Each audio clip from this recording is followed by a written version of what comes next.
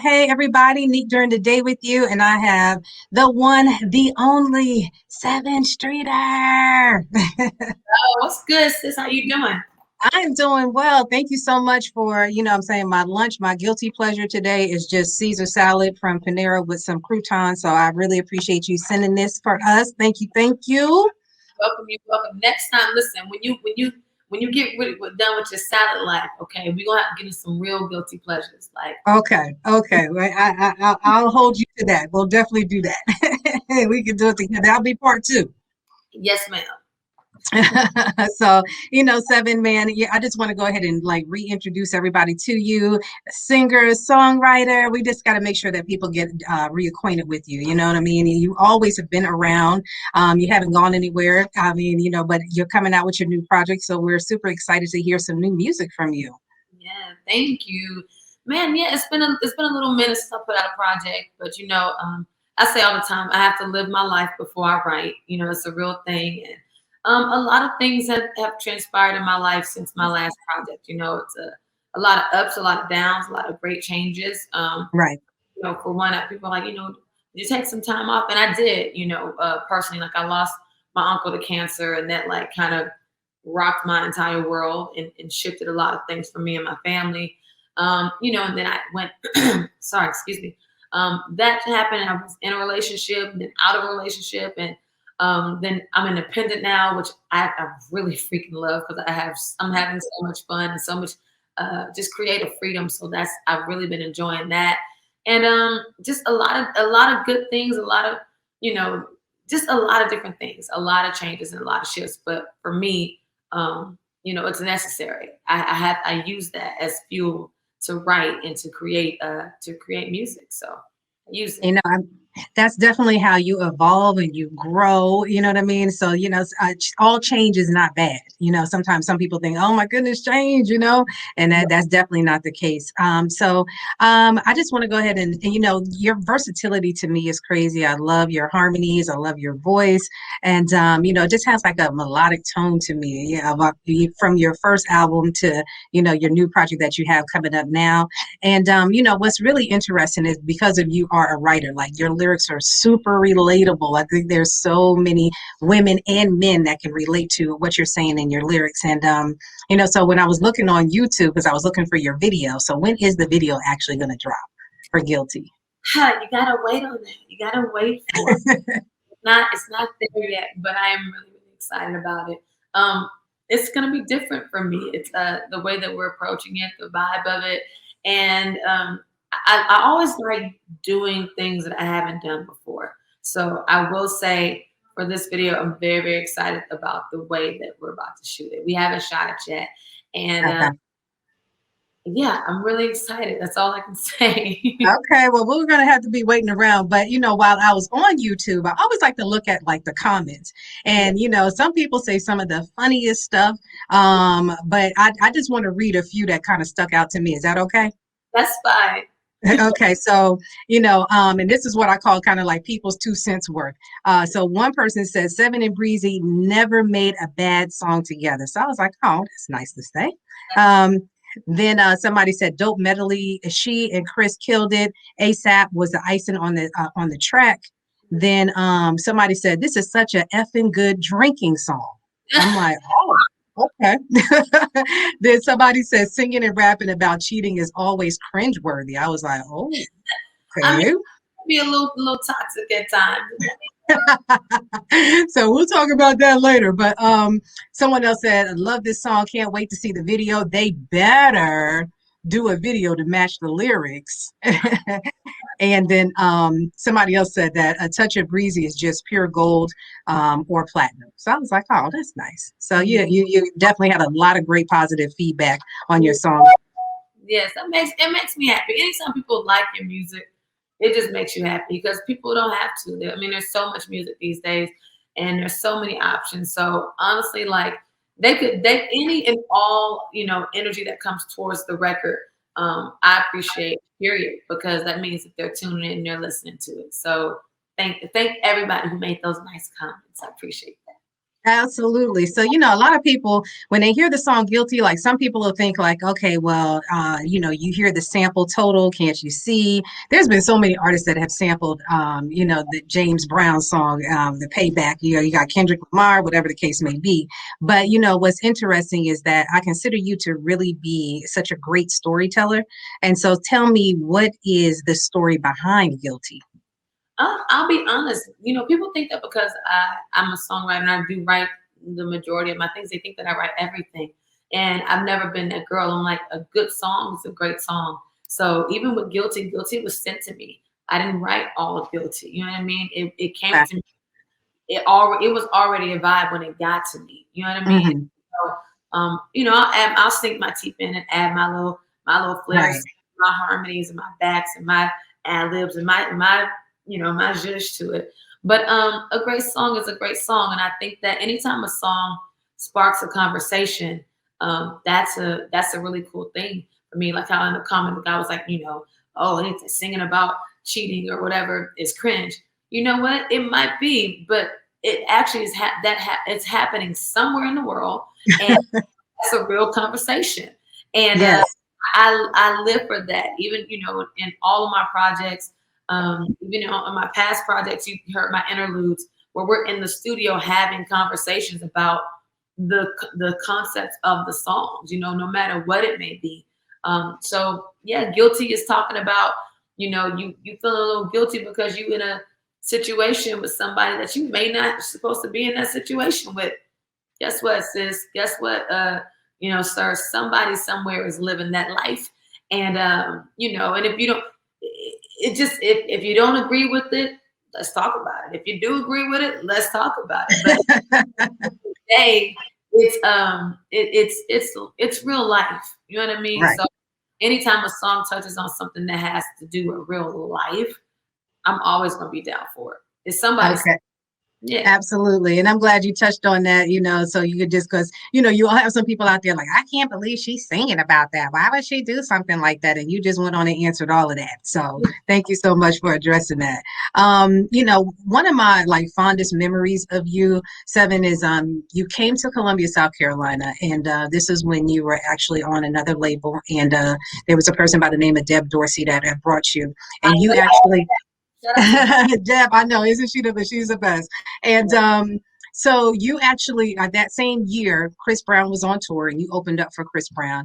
And you had asked when you were coming to Columbia to perform if there was an independent artist that could, I'm saying, that was buzzing in the city that could open up for you. And it was a guy by the name of Mo Beats, and he had a song called Breadwinner. And I just thought it was like this just the coolest thing for you. Like you're new as an artist coming onto the scene and you are extending some of your stage time for somebody else that was independent in the city. And I was just like, yo, that is the coolest thing for Sevyn to do something like that. And so, why did you do something like that?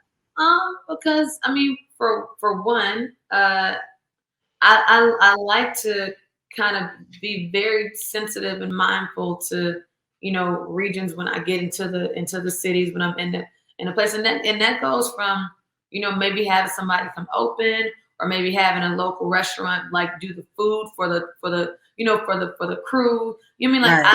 I like to be in touch with the vibe of the city. I think that that's important because ultimately we're there to service the people of that city. They're coming out to support our show. They're coming out to support whatever it is I'm in that town for. So it's just another way to connect with to connect and to show appreciation for people who are coming out to support me.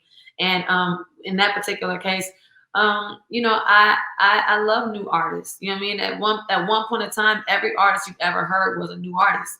You know what I mean? At one point in time, I was a new artist, and somebody said, "Hey, well, let her try it," and they let me try it, and that led to other things for me. You know what I mean? So I just think that that's the way that this thing works. You know what I mean? I feel in my opinion, that's the only way that I feel like this works is that somebody give you a leg up, you give somebody else a leg up. Somebody give you a leg up, Absolutely. somebody else a leg up, and that's just it's called good karma. It comes back to you, and you should just kind of want to be that way. Yes, yes, Sevyn, absolutely. And like you said, because you were new, Chris Brown took a chance on you and and you kind of just pay it forward. So I think that's so dope. What do you think are some of your struggles as a female artist?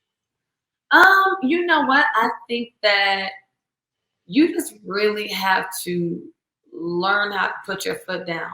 And that you don't always, and it don't mean you have to like yell and kick and scream. And then sometimes you may have to yell and kick and scream, and that's okay too. But at the end of the day, you have to be mindful of what it is that you want. And because a lot of times, especially in our male dominated, field, a lot of times people will try and persuade you to do something because they have their own agendas. You know what I mean? Mm. And it just is what it is. But you have to know what it is that you want, why Right. you want to do it, and to really, really stand on that and make sure that your intentions are pure. And when you're operating from a pure place, it's always going to work in your favor. It's always going to go well, even if it may not seem like that at first. So I would say, um, know how to stand on your own 2 feet and not be afraid to say what it is that you want and not be afraid to go after what it is that you want. Absolutely. So, name of your new project, Drunken Words, Sober Thoughts. So, Yes. tell me about that concept. Oh, well, with drinking with sober thoughts, I know when we hear you go like, "Oh, girl, like, okay, you got a few, you threw a few back, and and now you're speaking your whole truth." And it's a lot to do with that because we did throw a few back in our sessions, and which is fun. But then I would wake up next morning and be like, "Ooh, did did we really say that? Like that last night?" And so a lot of that is true. But then as that we got into that realization, it kind of took on a different life of its own for me because I'm like, some days there were sober nights in the studio, and I was under the influence of other things, whether it was like me really being into somebody and like that feeling of like the newness of it. So I was under the influence of that, and under the influence of lust, and under the influence of being lonely, or under the influence of love, or under the influence of anger, or under the influence of so many different things, Right. because we human, we feel different emotions all the time. So I wrote from that space. No matter what I was under the influence of, I would write from that space. So that's where Drunken Word Sober Thoughts came from. Wow, dope, dope, dope. I love that concept. So, all right, I have some questions I ask you that don't have anything to do with the music industry, but is there a question that you wish someone would have asked you that has never asked you? Uh, I, I, I don't know. I mean, people get real creative, and I think at this point I've heard a little bit of some of everything, but I know that I'm the type of person like I'm kind of like an open book, and I Mhm. think I have to be that way to write songs. So it's like I'm like, all right, what we talking about? Just shoot, let's chat it Right, up. I mean, and that it never really nothing really ever feels like, oh my god, I can't believe they asked that. right. Okay, okay. So, what's one of the most important changes that you've made since the pandemic? One of the most important changes. I mean, honestly, just having a studio in my crib, because before I was going to the studio a lot, which I love that too, and I still will do that. Mhm. But putting a studio in my house made it made my life just it just made my life that it made it so much better. It Mm. gave me um you know I could wake up in the morning and come right downstairs and just spew. I could have a dream in my bed and then come downstairs and write and record about that dream, and not have to, you know, wait until I'm, dressed and showered and get in the car and drive to the studio. And the idea would be done changed by then. You know what I mean? So it's Right. nice, and this, this quarantine that we've been in, to to create in that way. It was like it was instant. A lot of things were instant, and Mhm. yeah, I like that. I like Definitely made it convenient for you, right? Very it. convenient. So All right, I'm gonna ask you one more question and then we're gonna go ahead and wrap up. But what app on your phone do you think you should use more? wait, now I'm gonna look at my phone. Hold on. Not the one you use the most, but which one do you think you should use more? Which app should I use more? Yeah. Which That's a really great question. one? Um, I don't know. I think hell, it's not an app, but I really need to use my alarm clock a little bit more. They have apps for that too. I need a give me an alarm clock app that's gonna like because I will set 50 million alarms and Uh-huh. press snooze on all 50 million of them. I need an app that's like I wish I had an app that could tap me on the shoulder and wake me up. Real talk. Keep you on time, keep you on time. So speaking of time, our time is up, but I want you to tell everybody the name of your project, when it's going to be dropping. We need to look out for it. Yes, man. Thank y'all so much, and thank you so much. I really appreciate it. Man, my project Drunken Words, Sober Thoughts is my new baby. It's my baby. The song out right now is Guilty, featuring Chris Brown and ASAP Ferg. Drunken Words, Sober Thoughts. You will have it this summer. So you be in your cars with your windows down and your tops down and blasting music and having a good time and good vibes to it. So I can't wait to get it to you this summer. No question. And I just want to send a shout out to Valerie. She was the one that, connected you. So thank you so much, Valerie. And, Jay Styles for helping on the tech side. And, everybody, please make sure that you look at the bottom. You can make sure you follow Sevyn. We have all her IG information, her Twitter information, Facebook, TikTok, and the website. We want to make sure we have everything covered for you on social media. So, Sevyn, thank you so much for taking the time out. And we hope that, once we get past this pandemic, we can have you back in Columbia soon. And, we can have you on stage performing and doing what you do. So we can hug each other and say hi and go to lunch. And thank you. Thank you, guys. Thank you so much. All right. Bye.